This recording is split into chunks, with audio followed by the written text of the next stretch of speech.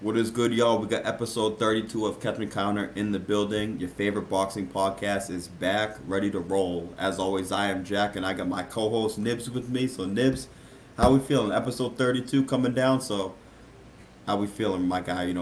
Some good fights last week, a great performance, and we got it's kind of like a little low-key stacked card this week, where it's not like some of the biggest names. We do have some big names, and we got a pound for pound star, and then some prospect fights, a cool bunch of things mixed in there. So how we feeling right now, my guy? As a boxing fan, man, I'm my heart is full and I'm happy about what I'm seeing. Last weekend was a great weekend of boxing. We got another great weekend of boxing coming up, like you said. If you're a real fan of boxing, not just a fair weather fan or somebody who's just in here for the big stars or the IG guys, you love this weekend because this is going to be. You've got some really intriguing fights. We've got some old versus new. We've got some some middle of the road fights. We got some title fights, and then we got some dogs. You know what I mean? And then you got a little bit of novelty thrown in there too, in that DAZN card. But it's to me, it's a great weekend of boxing and a little bit of something for everybody.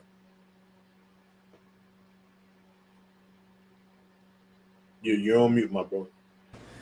And as I was saying, just we might have a return of Dog Watch too, so stay tuned for that a little later. We're looking at a few things right now. We're not too sure, but stay tuned for that. But before we get into this week, let's check back on last week because we seen a guy enter, I think, most people's top five pound for pound list, and Jesse Bam Rodriguez, a guy we've been high on for a long time, but we finally got to see him get his career-defining victory. He's picked up good wins before against Quadras, Sorung Vasai, Sonny Edwards, but he was in there against Guy Estrada, the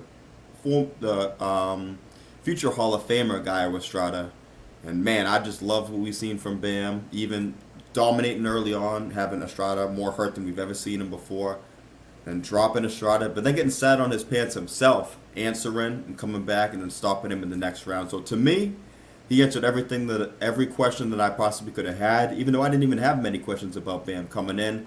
He's now number four on my pound for pound list. I love the way he responded to the adversity. I don't even really look at that as a negative. I look at that as a positive. What do you think about what we saw from Bam Rodriguez in his dynamite performance?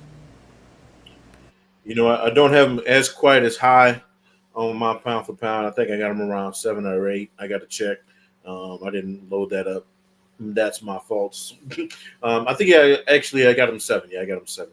But I will say this: that fight gave you, like you said, everything you wanted. Right? It was. What did we say before the fight? This is going to be one of the best fights you're going to watch while you're watching it. Right? Like this is going to be entertainment. This isn't going to be a slow burner. This isn't going to be, oh well, we got to wait for these guys to throw punches. Oh, they're kind of testing each other out. Neither one of them wants to. Nah, man, these two dudes, they're old school. They get in there and they sling them punches. And hats off to Estrada for taking the punishment he took and still being able to throw what he threw back. He's chopping at the bit already for a rematch. I don't know if Bam and his team want to go that route right away. I don't know if I would. But I tell you what, though, man, it was one of the best fights, not only of the weekend, but so far this year, bro. And again, hats off to Estrada. You know what I'm saying? Like I said, there's no loser for either one of them. Estrada put in a hell of a fight. If he wanted to ride off into the sunset, into the Hall of Fame, he could do that shit tomorrow. You know what I mean? And you know what? Next time, if he does decide to keep fighting, sign me up. I'm watching. You know what I mean? But Bam has put himself in that top echelon, bro. Like if you don't have him in your top 5, you damn sure got him in your top 10, pound for pound, or you should. And if you don't, I can't really respect your list. I said what I said. Fight me, but I'm gonna tell you, he's I think he's this close to being big time, bro. Like he's already big time for us boxing fans. But I'm talking like he's this close from being pay per view big time, and I think he just needs that one big name or bigger name, right? That big fight, or maybe just on being a big card. Like if he gets on like a Tank undercard, or one of these other big Canelo undercards or something like that. I'm telling you, the boy is going to be huge. He's Showtime. I mean, what can't you not like about Bam Rodriguez, man? They said he kind of really can do everything too. Like he gives you the angles. He's got the great footwork and his jab.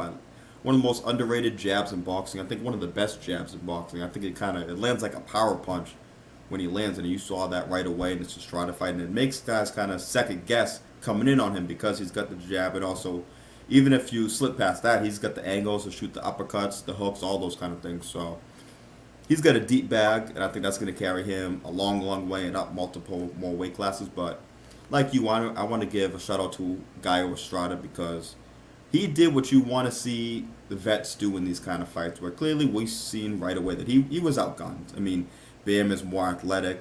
Even though Bam was moving up in weight, Bam seemed like the stronger fighter, and he was the more just precise and sharp fighter of the two. But Gio did what a lot of guys aren't able to do, and that's at least give the young gun like a hold on a second moment where he landed that straight right hand and he put Bam on his pants, and now Bam was able to rebound from that. And I think everybody knew, even though he floored Bam, that Bam was still going to be fine and go on to win the fight. But I think that just showed right there that was a lot Estrada's last stand and saying like, okay, like it does seem like you're about to take me out, but before you do, catch this right hand and let's see if you can walk through that and keep going. And Bam was able to do that, but Estrada deserves a lot of credit for that too. And like you said, and hey, if he does call it raps, he's got nothing to be ashamed of. Even in this loss, being stopped for the first time, he showed that his ability to bite down and give everything that he had, and then some. He's given us a lot of great fights. He's beat Chocolatito, he's beat Quadras, he beat Surungasai. He's got all these big wins. He's going to end up in the Hall of Fame. For me, I'm sure that's probably a heat of the moment thing about talking about the rematch coming next. If I was on his team, I'd advise him probably not to take that. I just don't think. I think if anything, the separation is only going to be more and more. And you see that when you get the younger guy versus the older guy. The younger guy, Bam's only going to continue to get better. I don't think Estrada can be any better than he was on Saturday night, unless there's an injury or something happened in camp that we don't know about. It just seems like Bam is just on a skyrocket to superstardom, and I think that if I was Estrada, no problem with hanging it up right now. Does he want to do like a Fort Chocolatito fight or like an old guy fight with him or a Quadras or something like that maybe? But besides that, I think it could be time to hang it up, and there's nothing wrong with that. Hell of a career, and he should probably, and I'd say probably will be in the Hall of Fame one day. Yeah, I mean, that's the beautiful thing about fighting the way he does, the starter does, right? And taking the fights that he's fought and winning the fights that he's fought and performing in his losses the way that he has. None of those options is incorrect, right? Like whatever he wants to do next, he's got options. Nobody's going to give him a hard time about it. And no matter what the result of his next move is, nobody's going to give him a hard time about it, right? So it's like, even if he decides to fight on, there are going to be people signing up for that. If he decides to retire, there are going to be people signing up to watch that or, be proud of him and give, send him on his way. So I think he's earned all the respect that we can give. But I'm telling you, man, when Bam is on his shit, I don't see anybody really beating him, bro. Like when he's focused, when he's on his shit, and you can tell that he's gotten up for that fight, right? He's not just kind of let me get past this guy to get to the next guy kind of shit. There's really nothing you can do with Bam when he's on, bro. So I think the world is his oyster. He can call his shot next. Like, hey, whatever I want, I got it. And there's gonna be some people that have pause when he comes calling too. They're gonna be like, I don't want all them troubles. And to me, there's been a lot of talk about just when you get in the lower weights. I know Chris Mannix was talking about it. A lot of people have, but it's been met with some pushback, and I want to push back on it a little bit too. The talk has been about Bam Rodriguez fighting Inoue. A lot of people want to see that, but to me, people look at it and they say, okay, it's only Bam was just at 112, moving to 115, and Inoue is only 7 more pounds above that. But you are still talking multiple weight classes. That's like the same on the flip side. It's the same thing to me as somebody saying, oh, Tank and Inoue, that's only like a 10, 12 pound difference. Why does Inoue just jump up? So that's one thing I had tweeted about, saying that to me, Bam in Inoue is about as realistic right now as Inoue and Tank is. I want to see Tank fight the guys his size. I want to see Bam fight the guys his size. And I want to see Inoue fight the guys his size. Now down the road, if we see those guys, any of those guys get closer in weight and they can find a catch weight or an optimal weight for those to happen, cool. I'd love to see those fights. But for right now, I don't think that's in the card for Bam. I don't think it's in the cards for Inoue. And there are two Japanese fighters though that I do want to see Bam fight. And hey, if he's able to move up and knock these two guys off, maybe we do see an Inoue fight later on, especially if he's featured on his undercards, maybe or something like that. And that is, I know we have Fernando Puma Martinez is fighting against Kazuto Ioka in a unification match at 115. Ioka is somebody else who people think is a pound for pound guy, potential Hall of Fame guy, and I expect him to beat Martinez in a competitive fight, but I think he gets the better. That's a fight I'd like to see next for Bam. But then also the fight I really, really want to see for Bam would be Bam against Junto Nakatani, another Japanese star, someone who I've been raving about for a long, long time. He's up at 118 now, I believe. He just got a championship up there, so that's the fight that I want to see. So let's say Bam beats Ioka next, becomes unified champion, and then if he were to move up and fight Junto Nakatani, then as you're saying, then you're talking about if you knock those two guys off, then you're really answering any. If there's any questions left, that's when those questions will be answered, and at that moment, then you could maybe talk about moving higher up and waiting, trying to find a catchweight or something. But until then, I think there's more work to be done, and I think those two Japanese guys are the perfect guys for Bam to look to continue to build his name off of. And I'm not sure. I mean, I would pick him to beat Ioka. The Junto fight, though, I can't lie, I'm not sure. Bam probably is the favorite just off of his body of work so far, but Junto ain't nothing to mess with, so I just wanted to make that real clear. So that is the fight that I do want to see for Bam. Not in a way just yet. I'll tell you what, you giving him a murderer's row. I mean, look. Hey, I'm only doing that though because I think he's like that. I think he's built for that kind of thing. We talk about these pound for pound guys. He's building that Hall of Fame type legacy. So if I wasn't giving him something like this, it would be because I don't believe in him. But I believe in him, so that's why I'm looking at something like this. Fair enough. Fair enough. I mean, I can't argue with it, right? When you, like you said, when you think of guys like that, you think he can beat the cream of the crop. Ioka and Nakatani are the cream of the crop, bro. So, he's got a decent fight ahead of him. You know what I'm saying? It's not a light touch by any means, but he's 31-2. I think his last loss was damn near 10 years ago or some shit like that. So, and he doesn't really look bad in fights lately. You know what I'm saying? Since I've been watching him, I haven't really seen him look like he's got any trouble with these guys. I'm gonna tell you something. He'd be a live dog against Bam. I'm picking Bam. Don't get me wrong, but he's a real live dog, and he can give Bam some troubles. Nakatani might be a little bit too much. I've seen, and I know Bam is like that. Bam is that dude. He's not only is he that dude talent wise, but he's a dog. You know what I'm saying? There's something different about Nakatani though, bro. It kind of reminds me of the first time I watched Inoue. Like I didn't know exactly what it was, but I said that dude different. You know what I mean? Nakatani is almost exactly like the first time I watched him. I was like, damn. I think it was you that put me on to him. I said, I went back and watched his fights. That boy different. So I would still pick Bam because I'm a homer. I'm picking the American every time out if I can. But Nakatani, I don't know, man. That might be the one where Bam better be careful with that one. He ain't no easy way. But I think that would be a huge fight, especially if they did it in Japan, right? It might sell here on another undercard, but I think as a main event, that would do huge numbers across the sea, bro. And I would wake up at 4:00 in the morning to watch that. It would be amazing.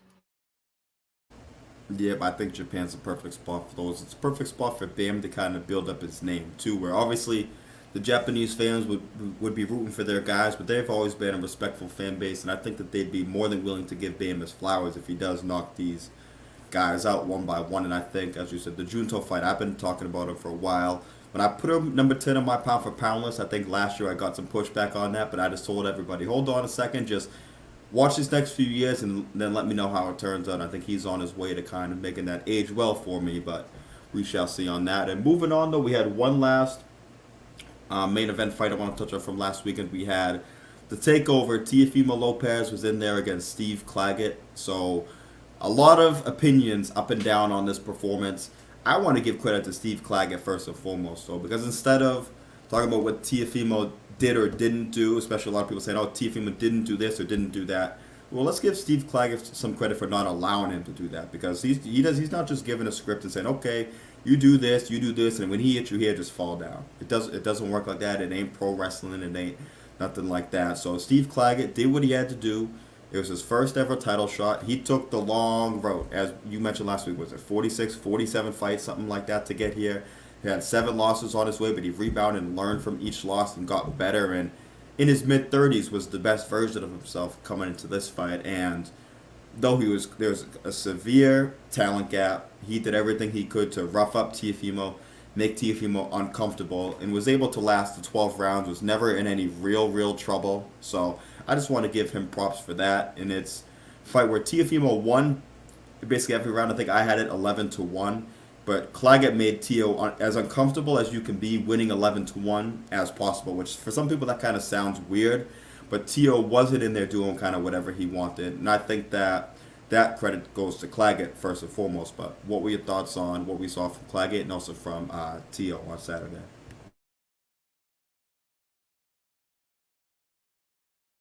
So, two things for me. Um, First off, again, like you said, echoing what you said, hats off to Claggett. Um, he's the club fighter we all root for. So, look, he's the reason why we say support local boxing, every fucking week, right? This is a guy, like we said, he got it the old school way. He learned on the job, right? Like you said, the talent gap was enormous. There was no way in on paper he should have been even in the ring with Teofimo Lopez, but he was chosen for a reason, right?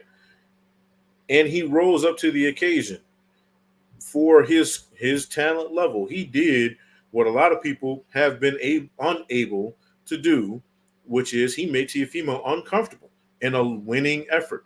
Even though Teofimo was racking up those rounds, he was really uncomfortable the entire time.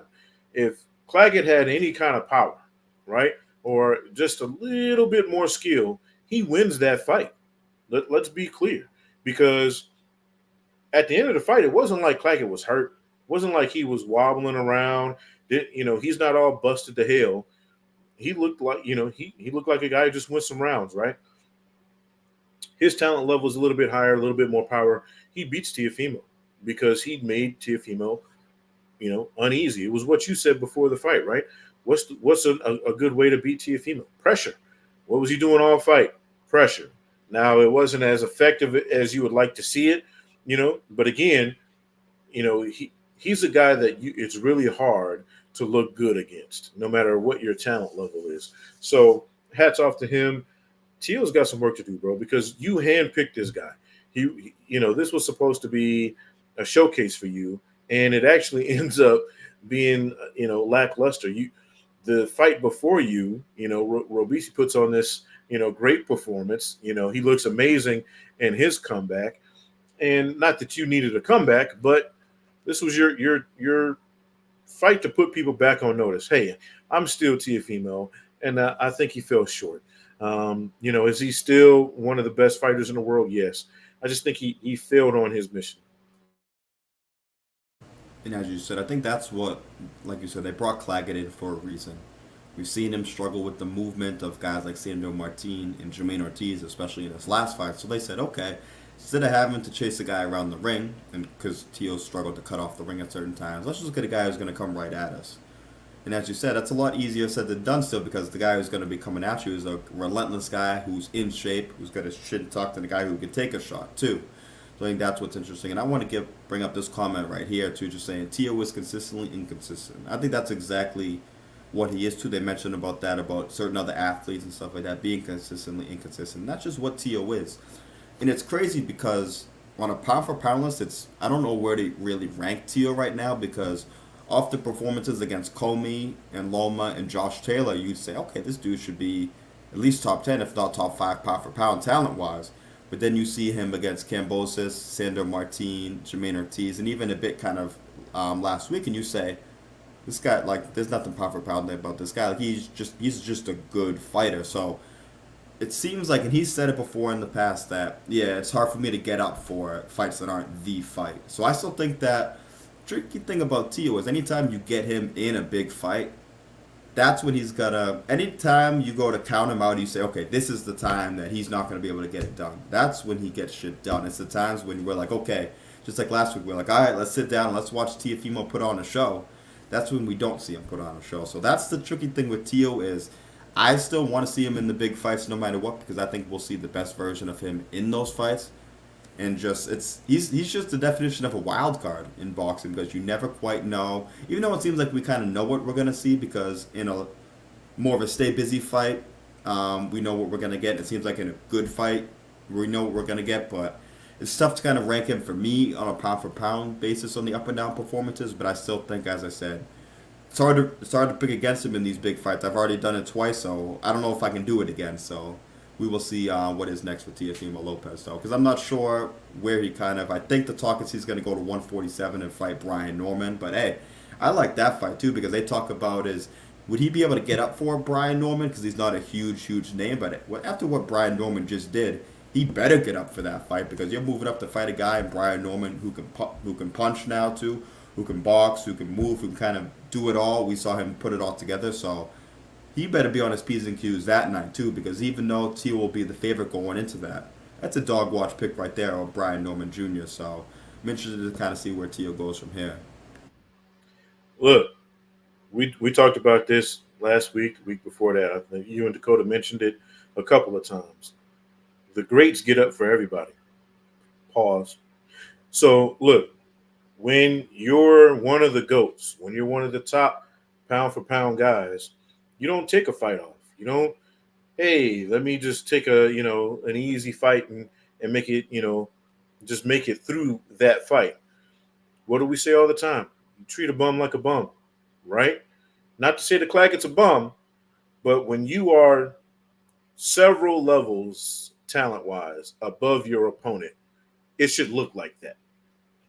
It didn't look like that last weekend.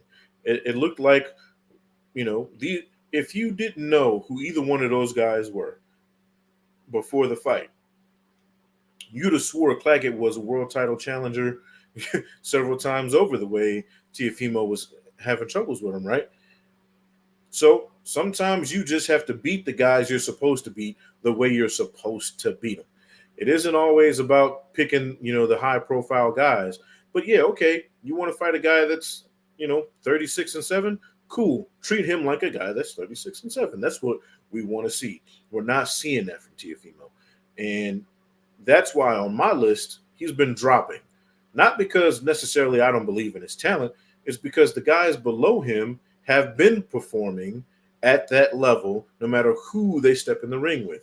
So when you have guys that are constantly getting in the ring and constantly performing no matter who their opponent is, and then I'm supposed to just keep you there because I know you're really talented. Nah, it don't work that way, bro. You got to show me something. So I think that's what people want to see. They want to see T.O. like they saw him in the Josh Taylor fight. You got to treat everybody like they can get in there and beat you. Yeah, and as we said, he's still got all the talent in the world, so we will see. And he's the kind of guy that you want to pay attention to just because for the sheer fact that you said we never know what version of him we're going to get. But another guy who I think people are interested to see his performance is for this weekend, and we got headline on our top rank card. We got Shakur Stevenson and against Artem Haratunian.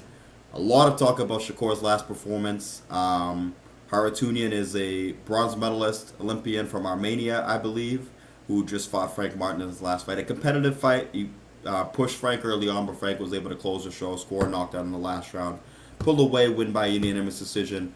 What are you looking for in Shakur in this fight? His last fight on a top ranked deal. So if leverage-wise, going into free agency, it seems like he's going to want to have a big performance. But what are your thoughts on what you expect and kind of what you want to see from Shakur?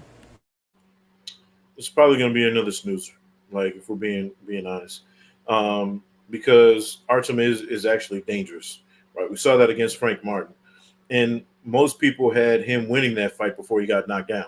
You know what I'm saying? So, now Frank Martin goes up and gets annihilated by Tank, but that happens to everybody.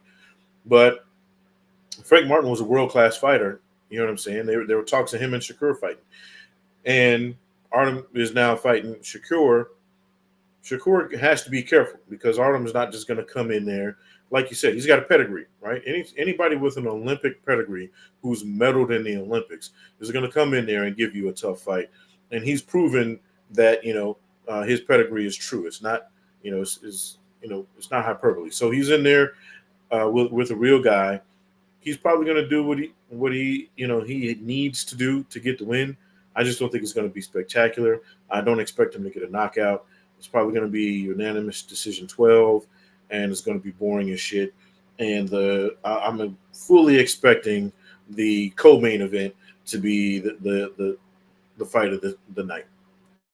Yeah, that co-main's the fight of the weekend, and we'll get into that in a few seconds. But going back to Shakur, so I do think we're going to see a decision in this fight. He's actually favored to win by knockout. So if you're a betting man like I am and you see plus money on that decision, I'm certainly thinking about putting some bread on that. Maybe hedging with the late stoppage because I don't see him stopping early on. But one thing about Shakur, though, is that he's had, even in some of his decision fights, to me, he's only got two what people would call stinker performances. And I think they sometimes outweigh some of the other more exciting performances that we have seen him have. I think obviously the Nakatia fight and then the De Los Santos fight.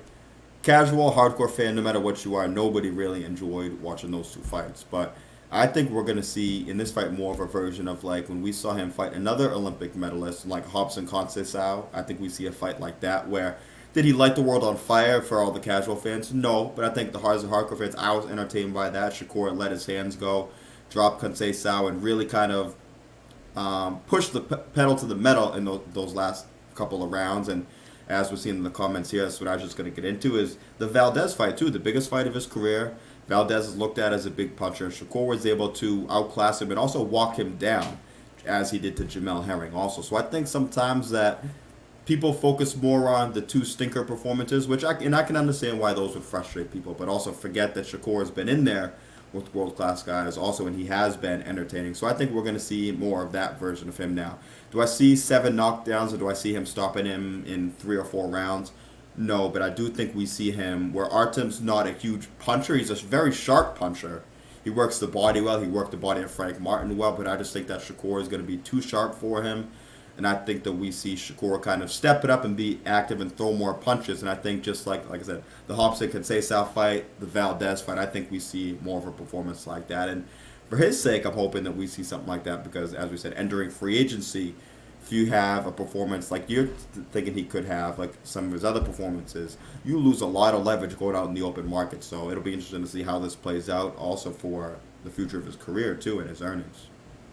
Look, I'm not saying he doesn't have the ability to do it. What's up, Teach? But to answer the kind of respond to the Keji here, let's be real clear. Valdez was tiny compared to Shakur. As far as you saw them in the ring together, it did, it was ridiculous, right? There was no fear of even though Valdez is who he is, there was no fear on Shakur's side from what was coming at him, right? And let's be real clear, bro. Herring was 75 damn years old when he got into the damn ring with Shakur Stevenson. So, again, no fear of what's coming back.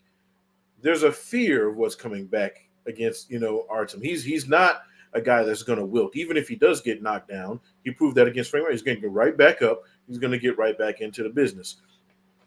And he's dangerous enough, right? He's dangerous enough to give you a tough fight. Is Shakur capable of knocking him out? I fully believe he is. Is he capable of giving us, one of these fights where we're like, oh, shit, yes. Are we going to get it? I doubt it because he's going to have to – if he's going to give us a fight where he knocks this kid out, he's going to have to take risks. And I don't know – and I just don't see Shakur being built that way. He's going to have to take legit risks, right? Like if he probably could have stopped De Los Santos if he really wanted to, but he'd have had to take risks, and he's not going to do that. I'm not saying Artem has the biggest power, but he's got enough to make you think twice, right? It's just like people used to always say, why don't more people rush Floyd? He's got just enough to keep your ass at bay, right? And he can hit you anytime he wants. Not saying Artem is that good, but he's got enough power to give you pause because it's like, okay, well, I know if I'm going to knock this dude out, I've got to take some to give some. We saw that in the Frank Martin fight, right? He had Frank in all kind of trouble, until Frank put him down, and then that was kind of the equalizer for the fight. Frank doesn't put him down, Frank loses that fight.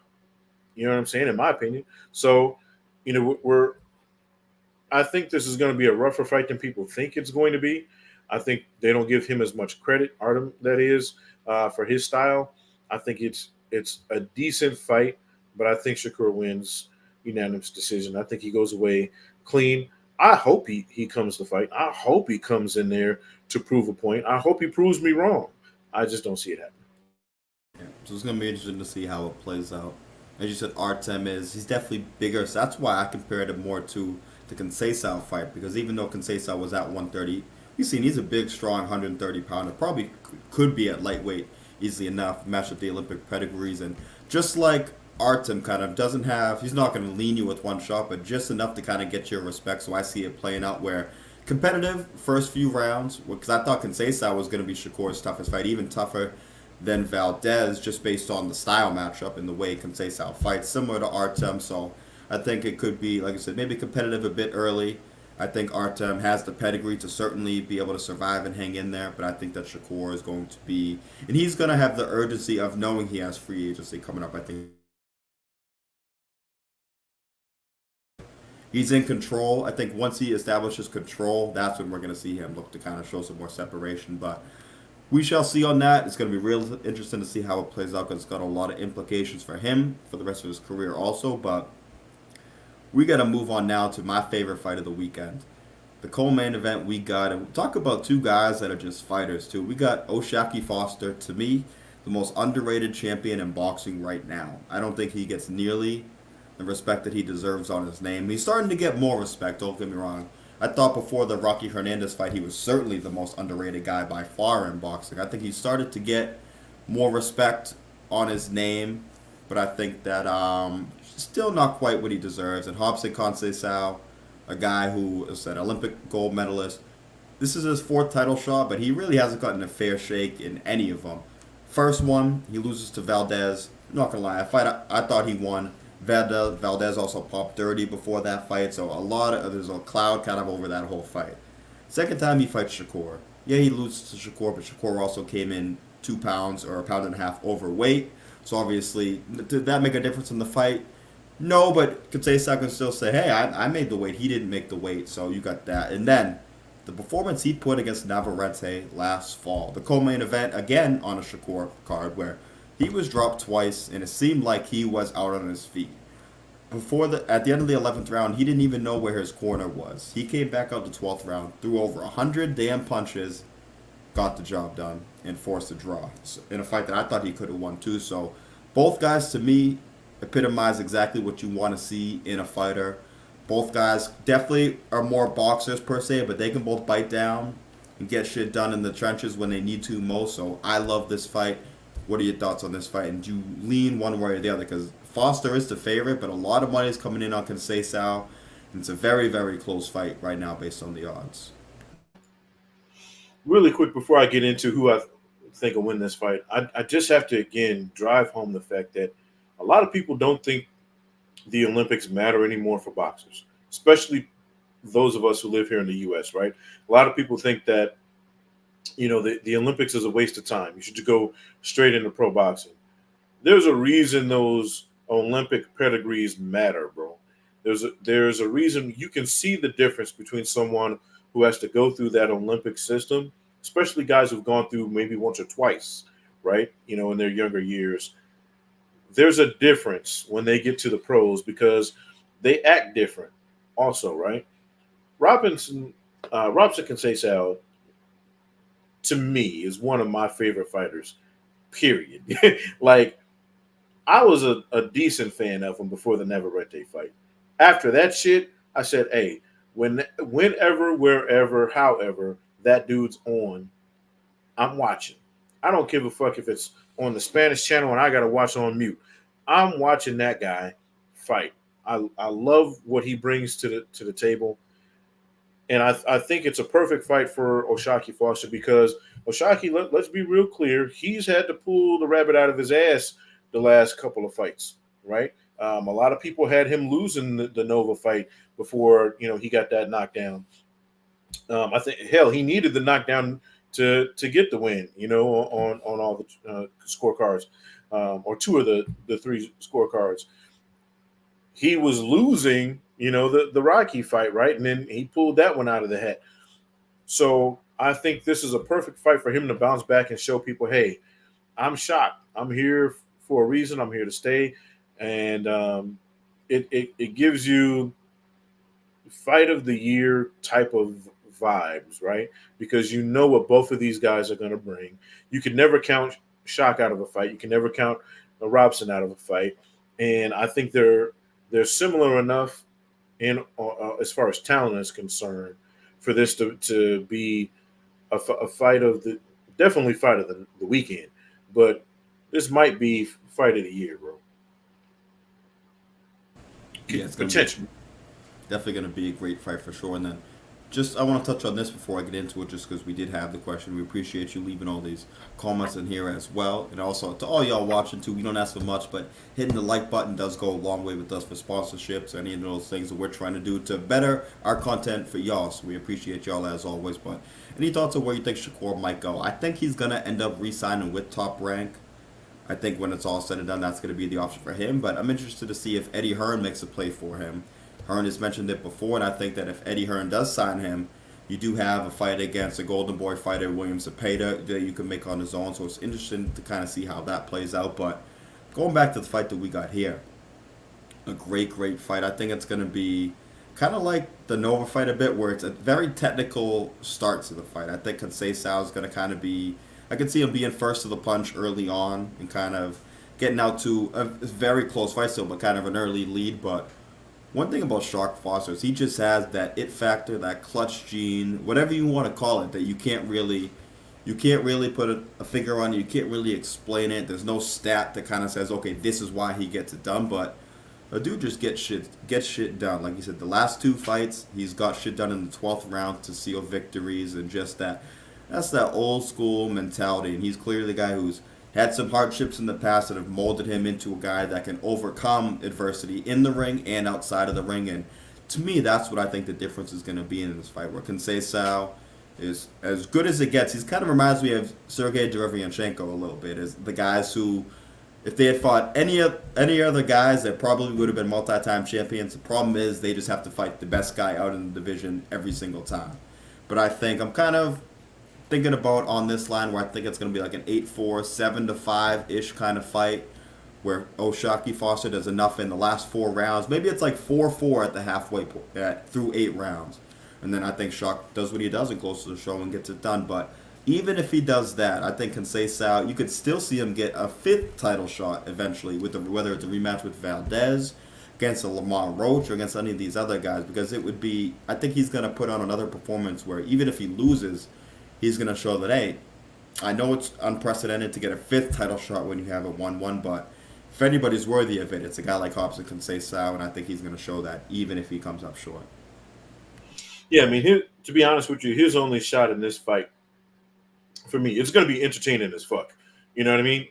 No matter how, when, where, what it goes, it's going to be entertaining as fuck. I think his only chance to win, in my opinion, is early, right? We say this every time Shock fights, right? If you're going to get him, you got to get him early. I said this when he fought our guy, Nova. I said, look, I think Nova kind of blew it a little bit. I think if he'd have jumped on him early, he might have been able to get him out of there. He fought Shock's fight. You know what I'm saying? And you can't do that with him. If you fight his fight, he's going to win because that's what he loves to do. If you get in those later rounds, I actually am going to go out there and say he stops Robson in the 10th or 11th. I think he can get him out of there. I think it's going to be a hell of a fight. I think it's going to be a war for 10 rounds. I think it's going to go back and forth. Like you said, I'll be honest with you. 6 to 8 rounds in, I wouldn't be surprised if it was even. But then I see Shock coming through, or even Shock losing or by a round. But I think he does what he does, and we've seen that Robson is, a little, vulnerable. You know what I mean? He's a little chinny, and we know shot his power does stay with him through 12 rounds. So I think he might actually be able to get him out of there by 10th or 11th. And hey, if he does that against the guy in Kansas who's never been stopped, who's been dropped a few times, but always, as you said, been able to rise to his feet, that would be a hell. I already think Shock's the best dude at 130 right now, but he would make no doubt about that. If he were to, number one, just beat Conceição, but especially if he were to beat him that way, that would be a major, major statement. Let's look at this right here. He says, real quick before we move on, because we got two other guys on the undercard I want to touch on real quick. He says, if he wins, you guys think Foster stays at 30 to unify or moves to 35 where the money is with Tank? I think that he. I think he also should, but he won't. Yeah. You think he should move up or should stay at 30? I think he should stay at 130, but I think he won't. I think he'll move up because that's where the money is. I think that'll all kind of depend on how this weight cut goes for him. And I haven't heard anything. I know that he made the weight, but against Nova, even when I was there, I think both guys looked like they had a tough weight cut. I thought Nova looked like he might have had a tougher one just kind of in his face, but both guys rehydrated and were good to go fight night. But Shock missed weight originally, was able to make the weight, so it didn't have to be stripped or anything like that. But to me, it comes down to how they feel that the weight cut went, because he is a big 130 pounder. Abraham was a big 130 pounder too, but they were both looked like lightweights in the ring, so I'll be interested to see. But and whether or not it would be a Tank fight, or does he move up, and is that an option they give Shakur? If Shakur is going to re-sign, do they give Shakur, let's say, a 3-fight deal, and the first fight is Foster, and then they look to unify after that? I'm not too sure, but to me, I think that comes down to how the weight cut goes for him and how they think, whatever weight they think he's healthiest at moving forward. I mean, yeah, but look at it like this, right? What's the biggest fight at 130? Navarrete. Navarrete has not shown any interest in an Oshaki Foster fight. Mm-hmm. You know what I'm saying? I don't know if he can even get back down to 30 either, too. Right. He's already flirted with moving up, and hasn't been very successful at it, by the way. But, at 130, what? We got Navarrete. I mean, an Oscar Valdez or a Lamont Roche fight might be interesting. The Valdez fight is the one I think that he might stay for unification, but we shall see on that. But let's face it, you just look at the names at 135. I mean, and this isn't even the top of the list. You got Cambosis, you got that's still a money name, even though even though he's losing Frank Martin, Keyshawn Davis, Baranchek, Zepeda, you name them. He could fight any of those guys and make more money than what he's making at 130. So I think he's going to move up to 135. If they throw a Tank fight at him, I hope he doesn't take it, but he probably will. You know what I mean? Because he would take it, I'm sure. Yeah, I hope he doesn't right now because I don't think he'd be ready for that. But the last time I said he was going to lose, he beat my guy. So what do I know? Yeah, by the way, I'm picking him to win this fight. There we go. And don't worry, we definitely not forgetting about Zepeda, Gio Cabrera. That's a fight I really, really like too. So we're going to touch on that as soon as we finish with this undercard. Last two things I want to mention. We actually got 4 fights on ESPN, which I do kind of like. I like when they showcase the young guys. Especially to me, I don't mind the 8:30 start because I cannot stay up for another. I'm on the East Coast, y'all, so I'm not trying to watch a main event at 1:15. Bro, the Bam Estrada fight didn't get over till damn near 2 a.m. for me. I need these earlier fights. So we got Abdullah Mason against Luis Lebron, and Abdullah is going to do the Abdullah thing and win this fight. Most likely, but Luis Lebron ain't one to play with either. He just had a close fight with Duke Reagan. So Abdullah Mason to me is by far the best prospect in boxing. I don't think there's any chance that he loses this fight, but it shows the way they're stepping him up is that they're seeing what I'm seeing, that he's probably already, not even probably, he's the top 10 lightweight right now. Even if it's not on accolades, there ain't 10 guys in the lightweight division that would beat him right now. No way about it. So I'm happy that they're seeing what I'm seeing and they're looking to move him up closer to a title. We also got Keyshawn Davis in on this undercard. I'm interested to see how he looks in this fight. He's coming off the Pedraza fight where he looked awesome. I know you can say Pedraza was weight trained, Pedraza was past his best, but the bottom line is a lot of us thought he was going to be able to give Keyshawn some problems. He didn't give him any problems. He's in with Miguel Mandueño from Mexico, 31-2, who actually just lost um, last year to Steve Claggett in a decision. So I expect Keyshawn and Abdullah both to have star-making kind of performances. But they're both matched up with guys to give just enough resistance, guys who haven't been stopped, to make it interesting too. But what are your thoughts on what we're seeing from Keyshawn and Abdullah, and just then being featured on ESPN, which is what I like to see because I think especially Abdullah leading him at 8:30 on the East Coast time, 5:30 on the West Coast. That's the kind of guy that I want to see because I think the casual fans who flick it on, they see a guy like him and they're gonna remember that name without a doubt. Bro, I think both Keyshawn and Abdullah Mason just got D2 opponents. This is Alabama versus Citadel to me. You know what I mean? Or Florida State, Jackson State. This is that game to me. You know what I'm saying? When it comes to boxing, you know, maybe not Luis LeBron. I mean, he's got a decent name. He's been around for a while. He's been in tough, right? He's got more losses than what do you say? Is Madueno? I don't know how to say that right. Um, he's got more losses, but his losses against better quality opponents, right? Madueno lost to Claggett. We all know he's a really good club fighter. So I expect, and Keyshawn Davis has been in with some world class opponents, like you said. He just made Pedraza look like he was nothing. I expect him to blow this guy out in a couple of rounds, get it out of there, and move us on to the co-main really quickly. Abdullah Mason, like you said, when it's about as blue chip as it gets, bro. Like, you know what I'm saying? I'm not saying he's can't miss because this is still boxing. You never know, but Don't worry, I'll say it. He's can't miss, y'all. yeah, that's why he's here. But look, like I said, he's as blue chip as possible. If you got some money in your pocket left over after all the other bets you've made, put a couple of dollars on him, you might make some money. I'm telling you, it's not going to be close, in my opinion. Luis LeBron is a good name for Abdullah Mason on his record, but let's be real clear. He's going to steamroll this dude. It's not going to be close. Keyshawn Davis could probably do this fight in his sleep. Yeah, but for Keyshawn, I think that this is going to be a big performance by him because he has actually, it's been 3 straight fights since you got a stoppage. His last stoppage was when I was in the building to see him when he fought Anthony Can You Dig It Yigit on the undercard of Shakur versus Yoshino. The last time actually they both scored stoppage victories. So I think we're going to see, as you said, Keyshawn I think is going to look great. I expect him to get a stoppage. And I also expect Abdullah Mason to do his thing and get a stoppage also. But Luis LeBron, I want to give this dude credit because it seems like he's going to pick up his 6th loss. But if you combine all the losses that all of his opponents have, I think they have 2 losses against all the 6 guys he's lost to. Never lost to a guy with more than 1 loss on his pro record. So talk about being put in tough. And that's the kind of guy who, even with these losses, I think is learning with these losses. And if you're not an Abdullah Mason level guy, don't let those losses trip you out because you want to definitely be careful about putting your guy in with the Luis LeBron. We saw Duke Reagan, who was a great amateur fighter and Olympic silver medalist.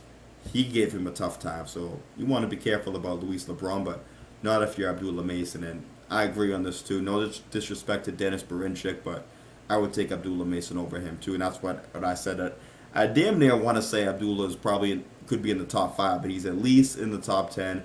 You'd be hard pressed to find many guys that you would for sure definitely take over Abdullah Mason besides the champions and top contenders right at this moment. Yeah, I mean, be completely honest with you, and that again goes to just how much talent Abdullah Mason has. Is the fact that we're taking him and putting him again so much higher over Luis LeBron. Again, like we said, like I said before, all his losses, and you pointed out what 2 losses on with the guys that he's lost to, only 2 losses in that field. Come on, bro. That means he's fighting blue chip guys, right? He's fighting the Abdullah Masons. You know what I'm saying? He's already been doing that. So you're right. He's one of those guys where even after this fight, what is he going to be 21-6, 20-6, some shit like that? There's going to be another camp out there going, oh, hey, let's throw our guy in with this guy, and get an easy dub and get out of here. and he's gonna upset one of these blue chip guys at one point. Because there's gonna be somebody who doesn't have the pedigree that Abdullah does, but thinks he can do the same thing. Fuck around and find out. But Abdullah Mason, bro, hey, I know it gets said a lot and it's overused, but he's different. He's real different.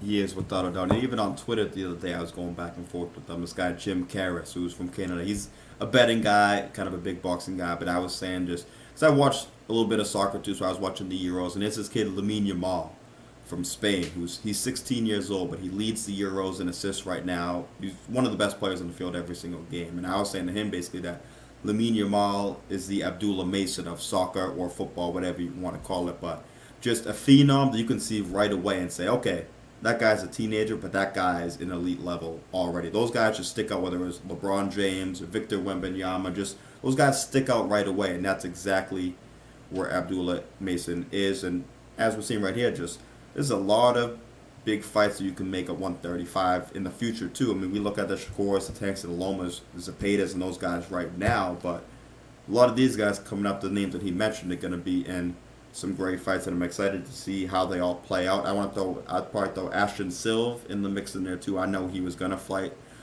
Floyd Schofield, and then Emiliano Vargas, even though he's at 140, fits in just with those guys. So the time is now to be a boxing fan of like the 135, 140 pound division, because we got names right now. We also got names who are up and coming who could even surpass some of the names that we got right now. So Yeah, I mean, bro, when you look at it, you could probably not probably you could give Abdullah Mason a title fight next, hmm and I'd be okay with it. yeah. Usually, this early on, I'm like, nah, don't do that. You're gonna ruin the kid. You could give Abdullah Mason a title fight next. hmm Yeah, no, I would take, like I said, we would. I don't think any of us would take Barincic over him, and that's no disrespect to Barincic. He just beat Navarrete. He without a doubt earned his WBO title, but there's a difference between being a good fighter and even a great fighter and being a special fighter. And I think that Abdullah Mason, he's just a special fighter at the end of the day. So I think him and Keyshawn can get stoppages, but when you're also fighting guys who have never been stopped before, it's going to take a little extra something to break those guys down. When guys have already been stopped, it's a little easier to, okay, beat them down, and those guys get put in a spot mentally where they're like, oh shit, here we go again. It's my time to kind of shell up, take a knee, whatever. But when you're fighting guys who have never been stopped before, they're going to do everything they can, that even if they're losing, to stay up on their feet. So I'm definitely interested to see how those guys deal with that. We see here too, talking about Kurmal Moten fighting on the, so that's Nate Diaz, Masvidal undercard. We're going to get into that in 1 second too, but real quick before we do, the fight that you mentioned a few minutes earlier, also we have on the zone for tomorrow night, we have William Zepeda, El Camarón against Gio Cabrera. And this is a fight, it's an interesting fight too, where Zepeda is the favorite, but he's a heavier favorite than I thought he'd be. BetMGM has him as wide as a 20-1 favorite. I see 15-1 favorite. So Gio Cabrera is about a 10-1 underdog. But Gio Cabrera ain't one to sleep on, I'll tell you that. You look at his record, he doesn't have a ton of knockouts, but he hits much harder than the knockouts suggest. Any guys who have been in the ring with him, guys who have sparred with him, have all attested to that. And we see all this type about Isaac Cruz right now, rightfully so. He knocked out Rolly. He's a champ at 140, but he went life and death just last year with Gio Cabrera. A flip a coin fight, as we saw right up here. I think I had it like 114, 113 for Pitbull. Close fight with Gio, frustrated him a lot with his lateral movement. And so it'll be interesting to see how he does with his Zepeda. And he's got the style and the size also to give Zepeda some issues in this fight. I think Zepeda is the rightful favorite, but this is the opportunity that I think Gio Cabrera he's deserved, especially after the way he looked against Isaac Cruz. He had the great win over Gabe Flores before that, but I'm excited about this fight too. I almost wish it was on a different weekend so we could kind of focus on that and the top rank card separately, but hey, I ain't going to complain at the end of the day because we do have two cool main event fights, but what are your thoughts on this fight with Zepeda and then Gio Cabrera also? I think Gio Cabrera losing to Pitbull, there's look, especially the way he lost. You know what I'm saying? It's not like he got his ass completely whipped against Pitbull, and Pitbull is one of those guys, right? Like, we talk about it, we just got talking about it. That's that dude. Pitbull's one of those dudes. You know what I'm saying? Pitbull He is a pit bull. He so the fact that Gio was able to go 12 and actually hold his own, I think, just like you said, I think people are kind of overlooking him because Zepeda is so good, right? Because of what Zepeda has done in the past. He's undefeated. He's got a high knockout ratio. He's beaten some dogs. It's not like he's got a whole bunch of cab drivers on his record. We they all have a few, but for the most part, he's getting rid of legit dudes. I'm picking Cepeda to win this fight. However, it's not gonna be some easy shit. There are a lot of people who thought Gabe Flores was going to come out and have a showcase against Cabrera, and then he proved to us all, hey, this is why Wild Card put him in there. You know what I'm saying? They believe in this kid, they believe in his talent. Um, you know, he's this close away from beating Pitbull, so I think again, another entertaining fight. I do pick Cepeda to win, maybe 7-5. You know what I'm saying? I see it close. Or even if he does win by a wide or margin, it's going to be some super close rounds. So it's going to be one of those fights, I think, just kind of similar to, the Pitbull fight, where, depending on what you like stylistically, this can go either way, unless there's some knockdowns. And Gio, again, like you said, he's one of those guys who's got enough power to not be completely overwhelmed by Cepeda. So I think this is going to be a great fight. And he showed that he's got a certified chin. I mean, some of those overhand shots and hooks he was taking from Pitbull, I couldn't believe his head was still on his body at the end of 12 rounds. Never mind the fact that he was still standing. As you said, I mean, Cepeda is the rightful favorite, but I'll tell you all one thing. Seeing Gio Cabrera by decision at plus 1400, I mean, is it worth a little something? I think it might be. I think you can pick a guy like Zepeda to win, but also see the value in a bet like that, where we've seen. Where I think are you going to end up cashing on it? Probably not, but is it worth the 14-1 odds? I say it is. So I probably throw a little bit on it. Nothing crazy, but even a $10 bet could win you 140. $20 bet could win you 280. Might be worth something rolling the dice on. But as we get the comment here saying, it's going to be interesting for me to see how Gio keeps the space and the range, but also less that, but also how he slows the pace down of the fight. And that's what he did against Pitbull. He slowed the pace really down in the fight. Enough that a lot of people were actually upset because they thought it was a duller fight, because they see Pitbull cruising like, oh, we're going to see a banger. And Gio did his job, so there's no shame in that, because his job was to slow down the fight. That's exactly what he did. Zepeda throws even more punches than Pitbull does. He's very often in the triple digits punches landed per round. So I'm interested to see, especially early on, is he, even in the first round, is he in the 50, 60, 70 range, 80 range, or is he in like the 30 to 40 range as he tries to close the distance and also up the pace? And I want to see more. That's what I'm focusing on in this fight. It's also part of also the distance, as we can see in here, but also whoever dictates the pace in this fight will win this fight.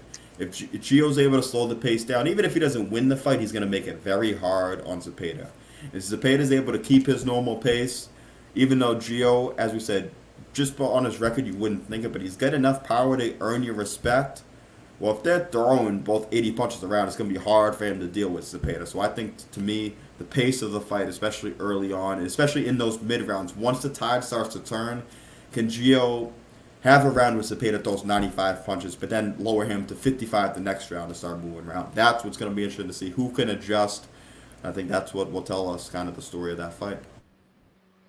Yeah, I mean, if Gio can get his jab working, I know you can say that about just about anybody, but his jab is really accurate. And it's a thing of beauty, I think, and it's heavy. He's got a heavy jab. He's got a stick that keeps people off. You know what I'm saying? So I think if he can effectively work that jab, bro, I think more than his combinations, more than his right hand, that jab is going to be the key to him winning this fight, in my opinion.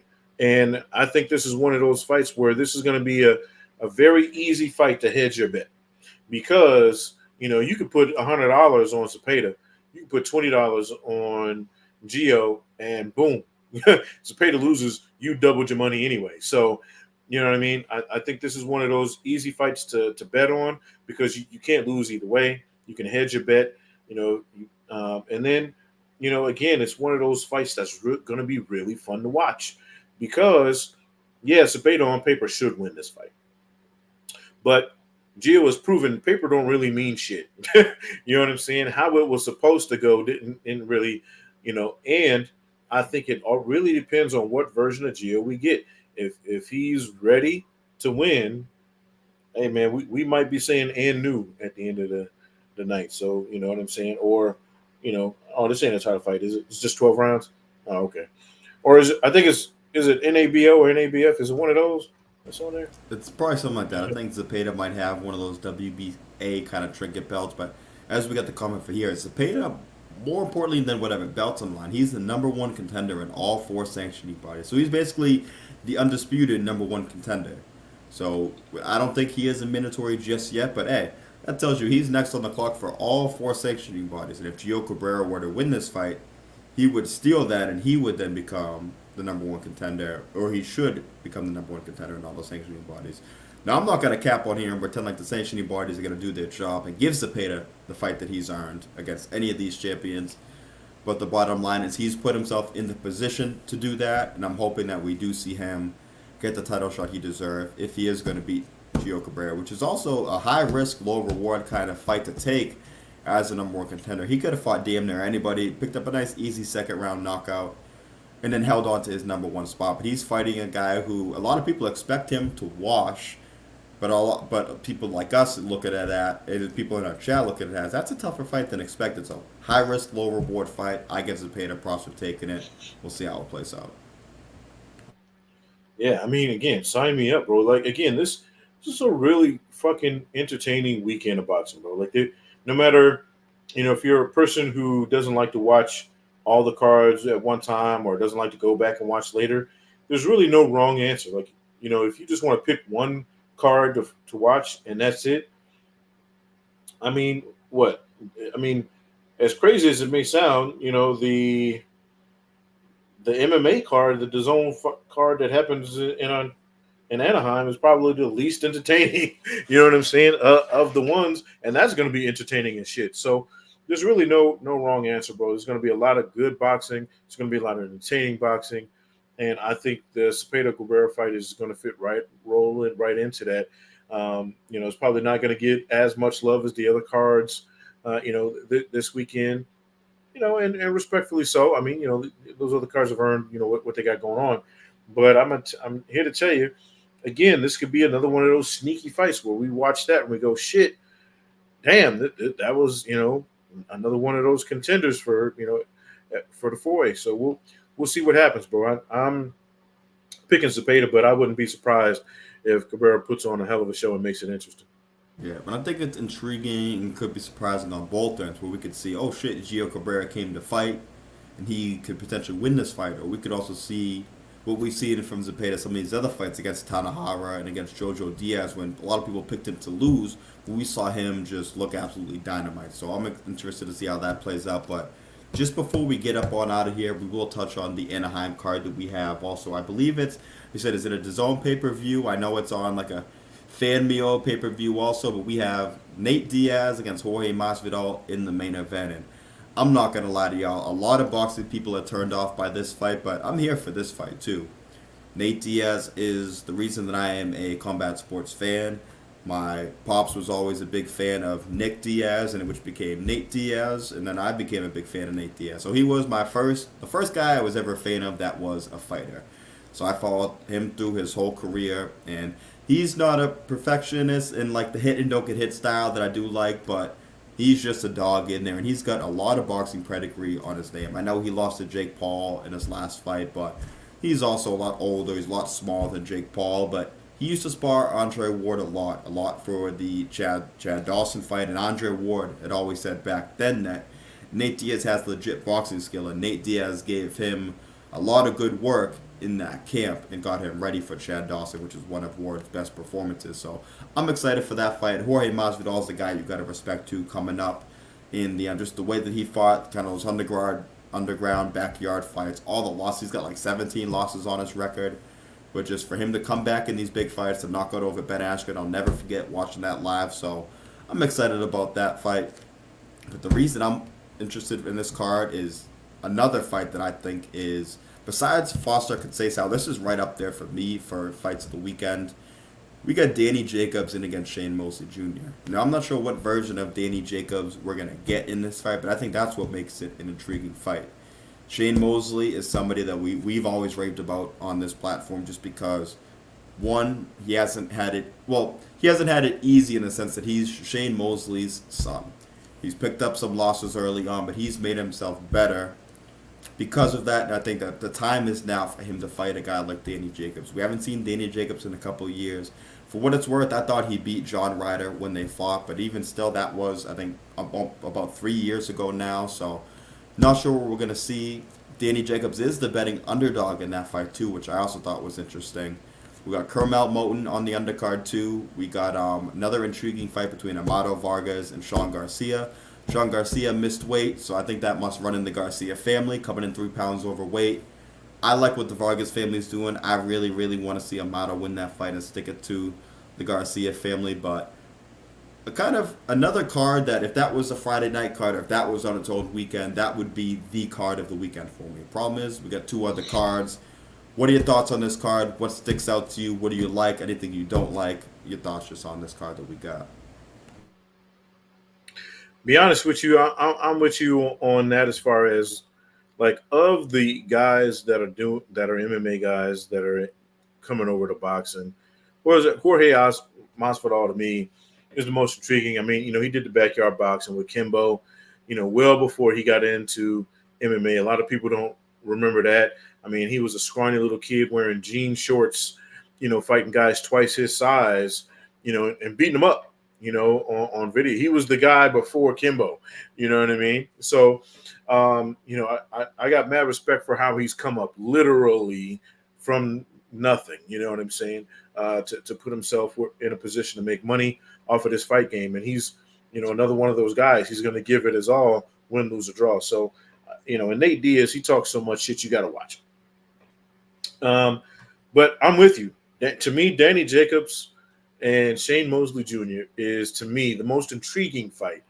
Maybe maybe won't be the most entertaining, and it's definitely not the biggest fight of the weekend. But to me, it's the most intriguing because of the stories, right? Daniel Jacobs hasn't been Daniel Jacobs since about 2016, even in his most recent wins, right? Shane Mosley, on the flip side of that, looked like he was maybe a fight away from being out of here altogether. And now he's probably a fight or 2 away from maybe getting a title fight, or a chance to get a title fight, which is crazy. At 33 years old, he's actually having some of his best boxing and putting himself in a position, to build his own legacy outside of his dad's shadow. So to me, I think that this is going to be does Danny Jacobs have anything left fight, right? Because I think Shane Mosley overlooking him? You know what I mean? So we're going to learn a lot about both Shane Mosley and Daniel Jacobs. I hope and pray Danny Jacobs has got something left, because I love that guy. You know what I mean? His story, what he's come from. It's kind of hard not to root for a dude who's gone through the things that he's gone through. We're not going to spend an hour telling you his story. If you're watching and you haven't heard about what Danny Jacobs went through in his life story, I promise you, Google him, look him up on YouTube. It's a beautiful thing to hear him talk about the things that he's gone through, and it'll make you appreciate what he gives you in the ring even that much more. So me personally, if I'm a bet man, I'm probably putting some money on Mosley Jr. to win that fight. Again, another fight that I'm looking forward to is Vargas versus Garcia. It's the little brothers, right? You know what I'm saying? It's the, that one guy's little brother versus, the Vargas family. He was talking a lot of shit, at the press conference, just like his brother does. But, in this case, it's kind of even, right? I mean, you got 10-0 versus 7-0-1. So these guys are right around the same level as far as talent is concerned, as far as experience.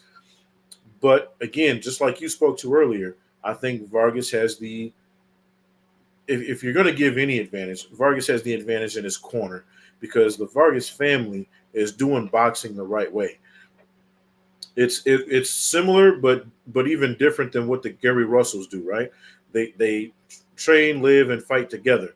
But what you if you notice, most of the Gary Russells kind of fight similar, right? They're kind of the same guy on repeat. The Vargas brothers are different, and they're bringing each other up differently, and they're not trying to be their dad. They're just trying to be really good boxers, and I think he's done a really good job with them. And to be honest with you, I would love to see Amato wipe the floor with Garcia, but we'll see. I think Garcia, he's got some power on him a little bit. He doesn't have as many knockouts as his brother does, obviously, but I believe he's got some decent pop on him. Amato doesn't have the pop of his older brother, but I think he's got the better skills, and I think it's going to be on display. So, me again, it's another solid card, bro. Like, I'll be watching the MMA fights just for entertainment value, but those two fights are definitely getting my interest right there. I'm picking Vargas and Mosley Jr. in those fights too, by the way. Yeah, so like I said, I'll pick Vargas, and I'll go with Danny Jacobs. And as you said, we could spend a whole episode on Danny Jacobs' whole story.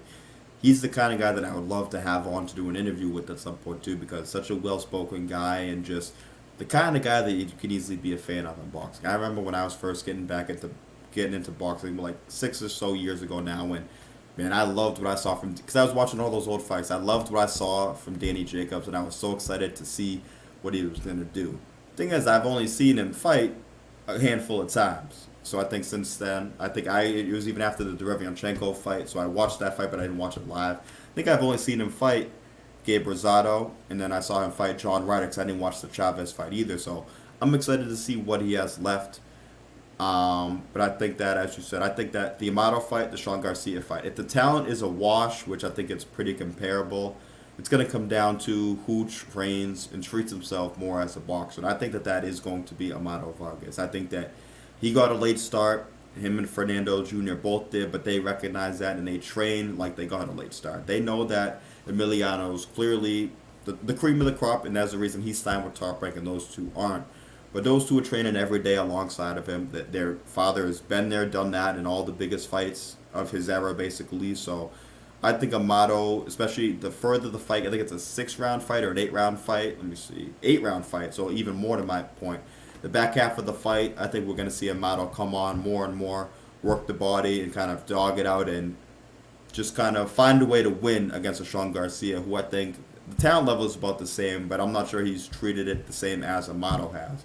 As I said pre-show to you, I think since last year, Amato Vargas is going to be his 6th fight since the beginning of 2023. It's going to be Sean Garcia's 2nd fight. So I think the activity, the live in the gym, the lifestyle is going to be the difference, and I see Amato Vargas coming out on top in that one. And a fight that should be entertaining because both guys will admit that neither one is a world beater, neither one is an elite prospect right now. But I think that's what is going to make this fight entertaining and I think more intriguing too, knowing that they're at a similar level. And hey, the winner of this fight levels up and I think becomes one step closer to a spot that they do want to be in. Yeah, I mean, to be honest with you, I kind of feel like one of them is just a famous guy's brother. The other one is in a fighting family. He's fighters' brothers, and that makes a difference, right?